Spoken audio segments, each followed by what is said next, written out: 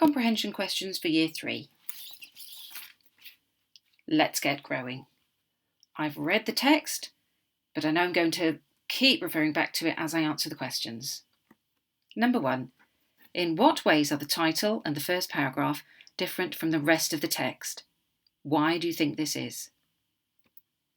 Title and first paragraph here are definitely in much bigger writing than the other paragraphs, and they're in thick writing. That's what's called bold. So it certainly stands out more than the rest of the writing.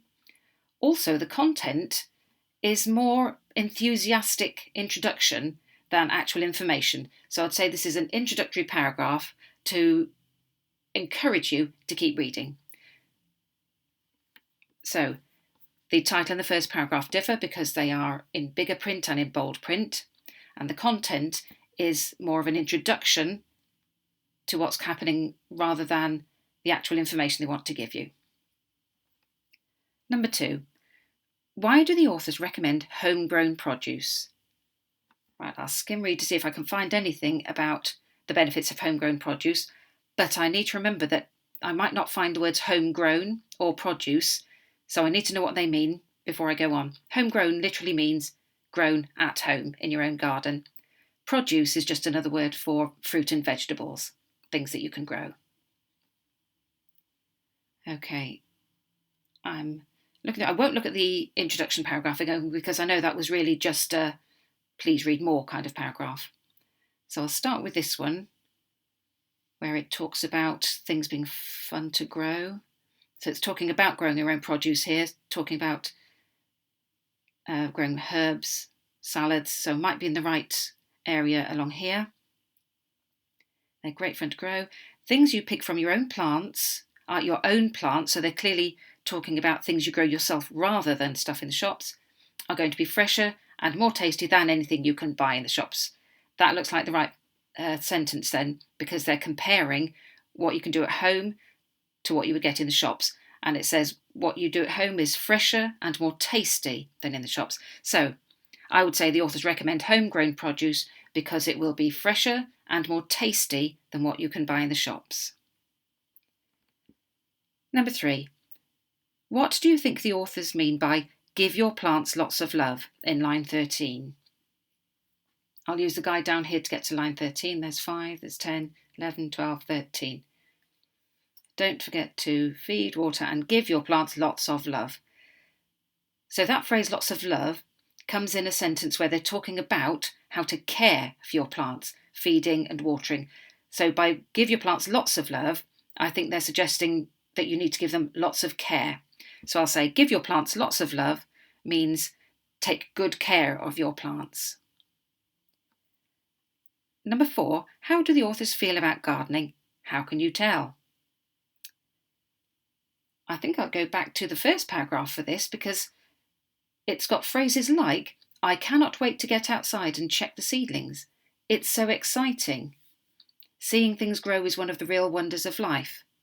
That suggests to me that they find gardening exciting, interesting, a wonder of life.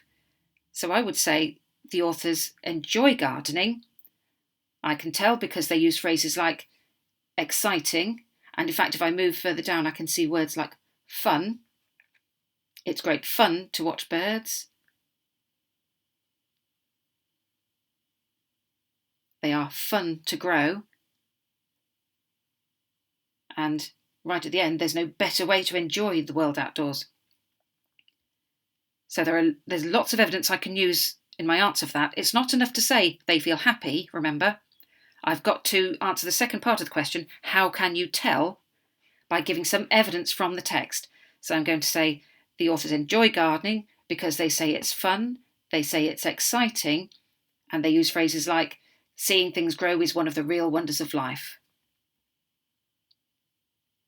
Number 5, what do you think the purpose of this text is? Now, having read it once, I can see that it's not in the format for an instruction text. It's not got clear steps about how to do something, although it is about the business of growing plants. It does have a lot of opinion words in. Again, it's exciting. They are great fun. There's no better way to enjoy things. Everyone loves to. Those phrases make me think that it's trying to persuade me to take up gardening as a hobby rather than give me lots of instructions about exactly how to do it. So I would say the purpose of this text is to persuade people to take up gardening. Number 6, do you think being a gardener is important? Explain your answer. That bit's really important. It's not enough for me to say yes or no. Whatever I choose, I have to use the text to back up. I think being a gardener is important. The text seems to suggest that, doesn't it? So I'm going to look for one or two things that I could say to support my opinion that gardening is important. And I'm going to come back to this end bit, which actually does have the word gardener in it. That might be a good place to look. I'm reading through for something that would explain why it's important, and right at the end there's a useful sentence. Being a gardener will keep you and your friends busy, happy, and well fed. Now those are all important things. To be busy is a useful thing. Everybody needs to be happy, and of course everybody needs to be well fed. So those are things that I would say are not just fun things, but important things about gardening. So I'm going to use that phrase to support my answer. I would write then, being a gardener is important because it will keep you busy, it's a fun thing to do and keeps you happy, and it provides good food for you, or I could say it keeps you well fed. If I wanted to add a bit more, I could always look round again because I can see there's a little information here about how you can get insects to help you, and in turn you will help insects. So I might well add a bit to that if I've got space to say that it's also good for helping wildlife if you are a gardener. And that will be a really full answer then. So that's that.